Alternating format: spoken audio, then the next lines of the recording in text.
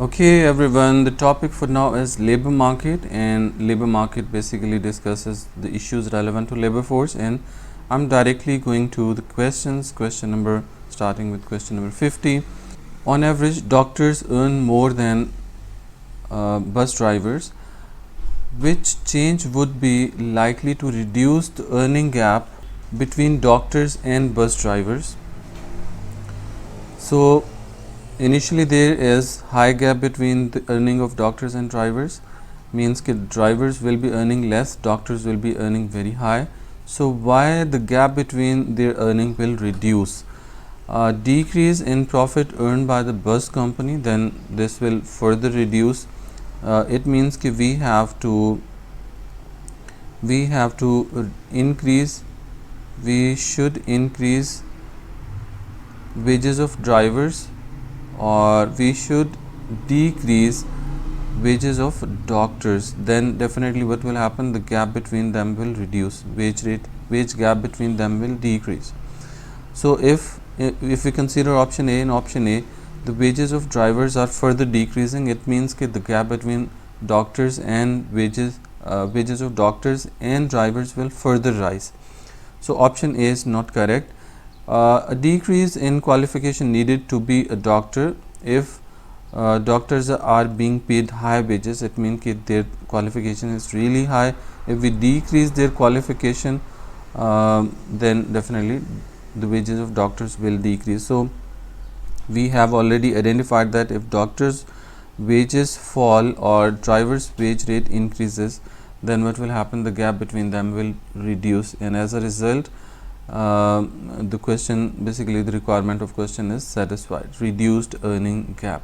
So option B is correct answer, because in this scenario if qualification of doctors is reduced, their earning will fall, and if the drivers earning although remain the same or it may rise a little bit, then definitely wage gap will reduce. And question number 51 says a country needs extra nurses. How could this be encouraged in a mixed economy but not in a market economy? So mixed economy is an economic system in which government as well as private sector both are working, and market economy is the economy which is under private ownership. A country needs extra nurses, so how this could be encouraged, like how extra nurses could be encouraged to come into the profession. Option A says extra part-time nursing courses could be arranged by a private college. So since it is saying that it should not be in private or free market economy, so private colleges are in free market economy, means they are private institutions, so we will cancel it. Nurses could be given higher minimum wage, so this is the correct option, because in mixed economy government is involved, private sector is also involved. So if someone wants to work in private sector, then government will set minimum wage. It means that government can intervene there. So government can intervene in mixed economies as well as planned economies. So this is the correct option. Question number 52 says which of the following is most likely to limit wage increase in an industry? So you have to find out the option. All options might be true, but you have to find out most likely option that will limit wage increase, mean ke that will create barrier for increasing wage rate. So option A says an increase in demand for industry's product. When demand for products is high, demand for labor will be high, so wage rate is easily possible to increase. And option B says a rise in industry's profit. Again, it increases trade union power, so they will be able to increase their wages when business is earning huge profit, because it has the business has the potential to pay high wages. Option C says a rise in wages for workers in similar jobs. If similar jobs are offering high wages, then this job will also offer high wage, so wage increase is possible.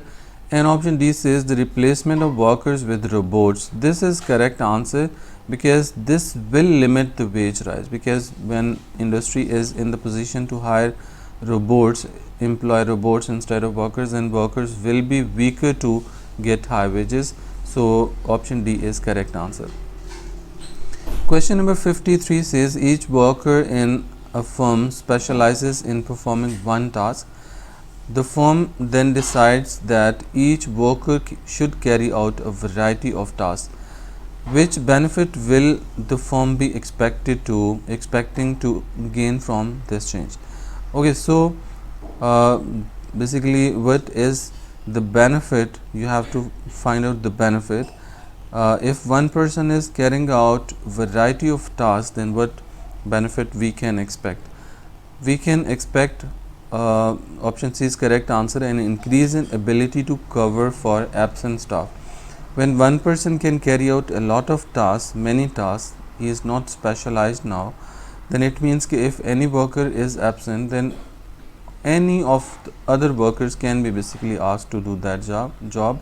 So the business ability of business will increase to cover for absent staff. So C is correct answer. And this is the next question. Question number 54. The diagram shows how the weekly earnings of 4 workers changed between ages 16 and 64. Which line is most likely to represent the change in the weekly earning of an unskilled manual labor? So keep in mind the worker is unskilled and we have to see which of the following is correct option.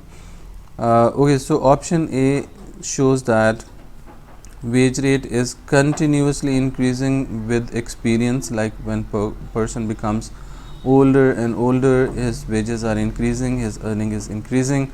So this is basically, this happens in case of skilled workers, like a doctor. While he becomes more experienced, he gets more patients and his earning continuously increases. And it does not happen in case of unskilled workers, because unskilled workers are basically doing manual labor, manual work. So they can earn more when their potential is higher than when their body is strong. So option D is correct answer for this, because manual workers generally earn high wages when their potential to work increases, right? Their body strength is high at this point, around this is 45 years age, and after 45 years age their potential to work decreases, and as a result they can work less and their wage rate decreases continuously. So option D is correct answer. And when he is around 64 years age he can almost earn nothing, because he does not has the potential to work. So option D is correct answer. Point X shows the original demand and equilibrium in the market for nurses in a country. It means that original demand is D1 and supply is this S. So D1 and S intersect each other at point X. So examiner has not basically labeled supply curves, so you have to label them. There is a fall in the number of people who wish to be trained as nurses. It means that what will happen if less nurses are willing to be trained as nurses, then definitely supply of nurses will fall, and as a result supply will shift to the left. We know that if there is decrease in supply, supply shifts to the left, and if there is increase in supply, supply shifts to the right. So in this scenario supply will be shifting to the left and there will be no change in demand. Demand curve will remain the same. Now demand D1 and supply S1 intersect each other at point A, so A is the correct answer. Question number 12 is, what is non-wage factor that can affect individual choice? Non-wage factor mean non-pecuniary or non-financial wage rate. So bonuses involve monetary reward, so they are wage factors. Commission, overtime pay, all of them are monetary rewards, and non-monetary or non-wage reward is basically long holidays. So option C is correct answer. So this is it for this class. Thank you.